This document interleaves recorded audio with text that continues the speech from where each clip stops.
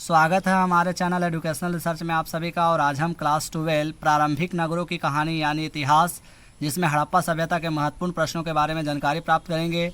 तो कुछ विशेष बिंदु है जिस पर फोकस कर लेते हैं, जिसमें कह रहा है मेसोपोटामिया। तो बता दें कि मेसोपोटामिया दजला व फरात नदी के किनारे विकसित हुआ। वहीं मिस्र सभ्यता नील नदी के किनारे विकसित हुआ। और सिंधु सभ्यता सिंधु नदी के किनारे विकसित हुआ, और आज हम इसी पर चर्चा करेंगे। वहीं चीनी सभ्यता टिशिकियांग नदी के किनारे विकसित हुआ। इसे पीली नदी भी कहा जाता है। और बता दें कि ये 4 सभ्यता यानी कि उभर कर सबसे पहले आया था। तो इस तरह से सिंधु सभ्यता के महत्वपूर्ण प्रश्न, जिसको अति लघुत्तरीय प्रश्न में हमारा पूछा जाएगा। क्वेश्चन नंबर 1 कह रहा है सिंधु सभ्यता कैसी सभ्यता है। तो सिंधु सभ्यता एक नगरीय सभ्यता है, यानी यहाँ पे नगरीकरण का साक्ष्य देखने को मिला था। क्वेश्चन नंबर 2 कह रहा है सिंधु सभ्यता किस आकार में फैली हुई थी। तो सिंधु सभ्यता त्रिभुजाकार आकार में था। वहीं क्वेश्चन नंबर 3 कह रहा है हड़प्पा की खोज कब और किसने की। तो बता दें हड़प्पा की खोज 1921 ईस्वी में दयाराम साहनी ने किया था। क्वेश्चन नंबर 4 कह रहा है मोहनजोदड़ो की खोज किसने और कब की। तो मोहनजोदड़ो की खोज 1922 ईस्वी में राखलदास बनर्जी, जिसे आर.डी. बनर्जी भी कहा जाता है। क्वेश्चन नंबर 5 कह रहा है मृतकों का टीला किसे कहा जाता है। तो बता दें मृतकों का टीला मोहनजोदड़ो को कहा जाता है। मोहनजोदड़ो जो कि व्यापारिक केंद्र के लिए प्रसिद्ध था। क्वेश्चन नंबर 6 कह रहा है हड़प्पा के बाद इतिहासकारों ने अन्य नगरों की खोज की। तो वो अन्य नगर कौन कौन से थे। तो बता दें कि हड़प्पा के बाद जो नगर खोजा गया था वो था मोहनजोदड़ो, चहुंदड़ो, लोथल, कालीबंगा, रंगपुर, रोपड़, आलमगीरपुर आदि।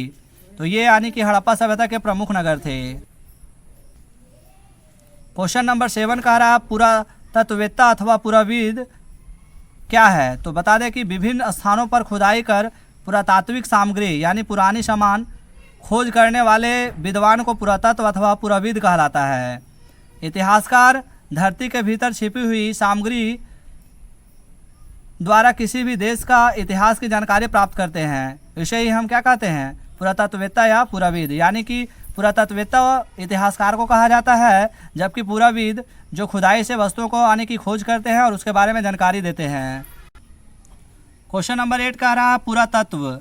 तो पुरातत्व वह विज्ञान है जो जिसके माध्यम से पृथ्वी के गर्भ में छिपी हुई सामग्रियों की खुदाई कर अतीत के लोगों के जीवन के बारे में ज्ञान प्राप्त करता है, उसे पुरातत्व कहते हैं। अर्थात इतिहासकार द्वारा किसी स्थान पर जाते हैं और उस स्थान की खुदाई करते हैं, और खुदाई से जो अवशेष मिलते हैं उसे ही पुरातत्व कहते हैं, जैसे सिक्के, मन के, भवन।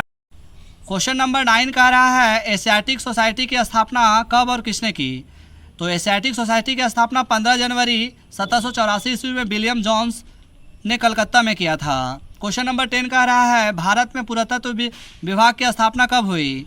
तो 1861 ईस्वी में कनिंघम को इसका डायरेक्टर बनाया गया, यानी कि भारत में 1861 ईस्वी में पुरातत्व विभाग की स्थापना की गई। किसके द्वारा, तो कनिंघम के द्वारा। क्वेश्चन नंबर 11 कह रहा है हड़प्पा किस नदी के किनारे है। तो हड़प्पा जो है रावी नदी के किनारे विकसित हुआ है। क्वेश्चन नंबर 12 सिंध का बाग किसे कहा जाता है। तो सिंध का बाग मोहनजोदड़ो को कहा जाता है। वैसे बता दें मोहनजोदड़ो को मृतकों का टीला भी कहा जाता है। इसके अलावा मोहनजोदड़ो में जब खुदाई किया गया था 1922 में राखलदास बनर्जी के द्वारा, तब वहाँ पे नर्तकी की मूर्तियाँ भी मिली थी। क्वेश्चन नंबर 13 कह रहा है हड़प्पा वासियों ने सबसे पहले कौन सा फसल किया या फिर उगाया। तो हड़प्पा वासी सबसे पहले जौ और गेहूँ की खेती की, और जौ और गेहूँ की खेती सबसे अधिक मात्रा में वहाँ पे किया जाता था। क्वेश्चन नंबर 14 कह रहा है हड़प्पा संस्कृति के किन्हीं 2 विशेषताओं का वर्णन करें। तो हड़प्पा सभ्यता के किन्हीं 2 विशेषताएं थे, पहला नगर नियोजन, दूसरा जल निकास प्रणाली। इसके अलावा स्नानागार भी थे।